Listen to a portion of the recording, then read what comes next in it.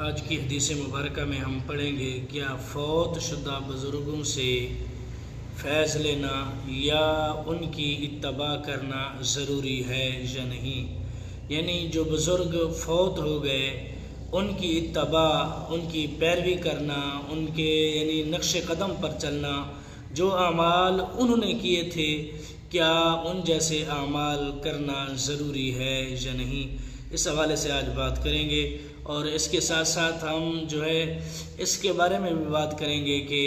حضور علیہ الصلاۃ والسلام حضرت عمر فاروق رضی اللہ تعالی عنہ سے ناراض کیوں ہوئے، آپ کی ناراضگی جو ہے آپ کے چہرے پر نمودار ہوئی، یعنی آپ کا چہرہ مبارک لال ہو گیا آپ کی ناراضگی کی وجہ سے، تو کیوں ہوئے، ان دونوں باتوں کے بارے میں آج بات کریں گے۔ تو بغیر وقت ضائع کیے شروع کرتے ہیں۔ نحمدہ ونصلی ونسلم علی رسولہ الکریم، اما بعد فاعوذ باللہ من الشیطان الرجیم، بسم اللہ الرحمن الرحیم۔ مولا صلی وسلم دائما ابدا علی حبیبک خیر خلق کلہم۔ حضرت ابن مسعود رضی اللہ تعالی عنہ سے روایت ہے، فرماتے ہیں کہ جو سیدھی راہ جانا چاہے وہ وفات یافتہ بزرگوں کی راہ چلے، کہ زندہ بر فتنہ کی امن نہیں۔ بزرگ حضور علیہ السلام کے صحابہ ہیں جو اس امت میں بہترین، دل کے نیک، علم کے گہرے اور تکلف میں کم تھے۔ اللہ نے انہیں اپنے نبی کی صحبت اور اپنے نبی کا دین قائم رکھنے کے لیے چن لیا۔ ان کی بزرگی مانو، ان کے آثار قدیم پر چلو، ان کے آثار قدم پر چلو، بقدر طاقت ان کے اخلاق و سیرت کو مضبوط پکڑو، وہ سیدھی ہدایت پر تھے۔ اسے رزین نے روایت کیا۔ اس کی تفسیر تو کافی لمبی چوڑی ہے، لیکن آسان لفظوں میں جو اوپر حدیث مبارکہ ہے، یعنی جو اوپر قول ہے حضرت ابن مسعود رضی اللہ تعالی عنہ کا، اس کی تشریح کچھ یوں ہے کہ فرماتے ہیں کہ اگر تم سیدھی راہ پر چلنا چاہتے ہو تو وفات شدہ بزرگوں کی راہ پر چلو، یعنی جو زندہ ہیں اس پر فتنے کا ڈر ہے کہ یہ نہ ہو کہیں اسے شیطان بہکا لے جائے، یا اسے جو ہے شیطان کے وہ وسوسے میں آ جائے، شیطان کے شکنجے میں آ جائے۔ جو وفات پا چکے ہیں بزرگ، یعنی ان بزرگوں کی جو ہے تم اتباع کرو، ان بزرگوں کی تم پیروی کرو، اور تم ان بزرگوں کی راہ پر چلو، یعنی جس راہ پر وہ بزرگ چلے تھے تم بھی اسی راہ پر چلو، کیونکہ جو فوت ہو گئے ہیں وہ اس دنیا سے چلے گئے اور اس دنیا سے ان کا رابطہ ختم ہو گیا، اور شیطان سے بھی ان کا رابطہ ختم ہو گیا، تو لہٰذا وہ اب اللہ کی بارگاہ میں ہیں۔ اب ان کو ڈر نہیں ہے کہ شیطان انہیں بہکائے گا، پھیلائے گا، پھسلائے گا، تو لہٰذا یہ سب چیزیں یہاں دنیا کی ہیں، لہٰذا اب اللہ کے پاس ہیں تو تم ان کی پیروی کر سکتے ہو۔ تو فرماتے ہیں زندہ پر ڈر ہوتا ہے کہ شیطان اسے بہکا پھسلا نہ لے،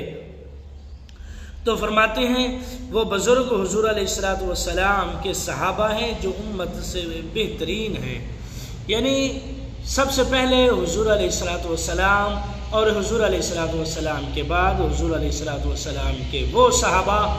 جنہوں نے حضور علیہ السلام کو ایمان کی حالت میں دیکھا اور وہ ایمان کی حالت میں ہی اس دنیا سے رخصت ہوئے۔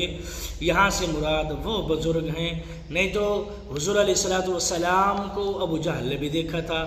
ابو لہب نے بھی دیکھا تھا، عتبہ و شیبہ نے بھی دیکھا تھا، لیکن وہ ایمان کی حالت میں نہیں تھے۔ جو ایمان کی حالت میں حضور علیہ السلام کو دیکھے اور وہ ایمان لائے، پھر ایمان پر ہی اس کی وفات ہو، ان صحابہ کی جو ہے پیروی کی جائے، ان کو ہی صحابی کہا جاتا ہے، جس کی ڈیفینیشن میں ابھی کر چکا ہوں۔ تو فرماتے ہیں وہ اس امت میں سے بہترین ہیں۔ یہ خطاب جو ہے تابعین سے لے کر آنے والی حضور کی قیامت تک آنے والی حضور کی امت کے لیے ہے، یعنی قیامت تک جتنے بھی حضور علیہ الصلوۃ والسلام کی امت آئے گی ان تک کے لیے یہ پیغام ہے کہ صحابہ کرام کو، صحابہ کرام کے بعد یعنی تابعین کو پیغام ہے صحابہ کا، اور تبع تابعین کو پیغام ہے تابعین کا بھی، صحابہ کرام کا بھی، یعنی اگر آگے پھر اولیاء کو تبع تابعین کا، تابعین کا، پھر صحابہ کرام کا، یعنی یہ اب جو آج کل کی روٹین ہے یہ اولیاء، یعنی آج کل ہمیں جو حکم ہے وہ یہ ہے کہ اولیاء کی، پھر غوث کی، پھر کتب کی، پھر ابدال کی، یعنی ان سب کی جو ہے تبع تابعین کی، تابعین کی، صحابہ کی، حضور علیہ الصلوۃ والسلام کی، ان سب کی پیروی کرنی ہے، اور انہوں نے حضور علیہ الصلوۃ والسلام کی ہی پیروی کی۔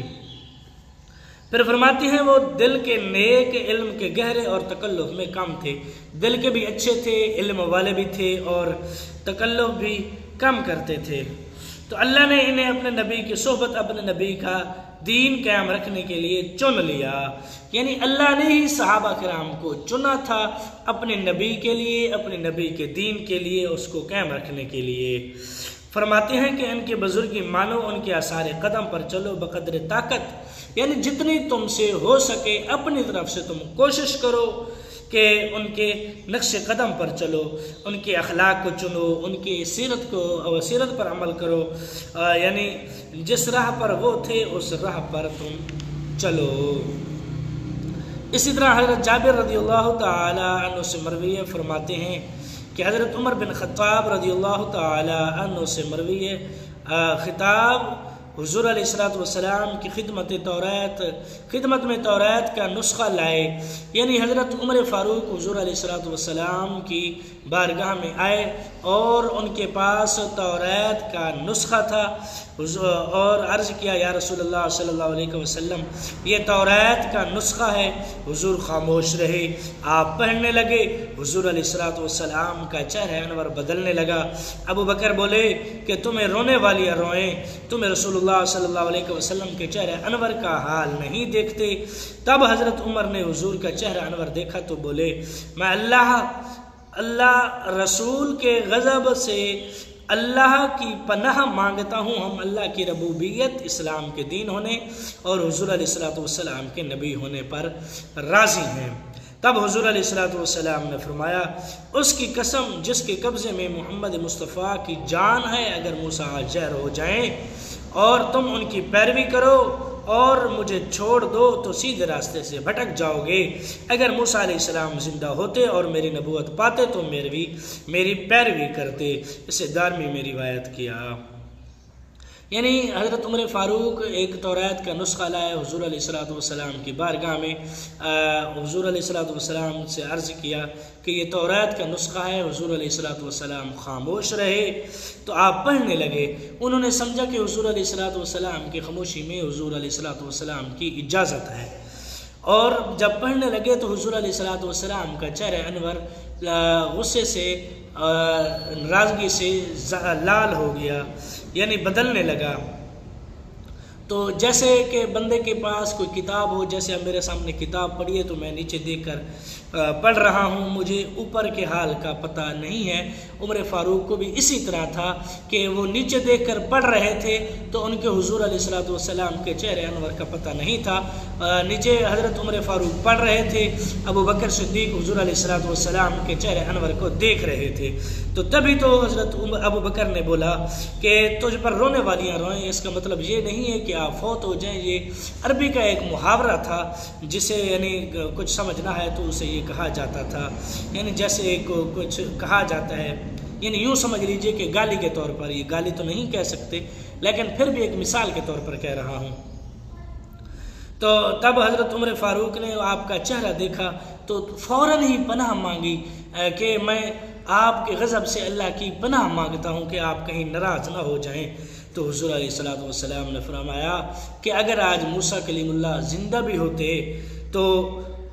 اگر وہ زندہ ہوتے تو تم ان کی پیروی کرتے، تم سیدھے راہ سے بھٹک جاتے، کیونکہ یہاں میں موجود ہوں، میری موجودگی میں کسی کی پیروی کی ضرورت نہیں ہے، یہاں سب پیرویاں باطل ہے جب حضور علیہ الصلوۃ والسلام زندہ حیات تھے۔ تو فرماتے ہیں اگر موسیٰ کلیم اللہ زندہ بھی ہوتے نا تو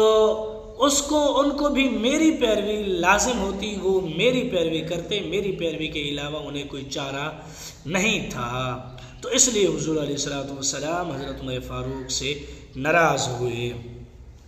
آج کی حدیث کے لیے صرف اتنا ہی، ملتے ہیں کل کے نئے ویڈیو میں۔ دعاؤں میں یاد رکھنا، جس کو میری ویڈیو اچھی لگی ہو میرے چینل کو کریں سبسکرائب، ویڈیو کو لائک اور شیئر ضرور کریں۔ کل تک کے لیے اللہ حافظ۔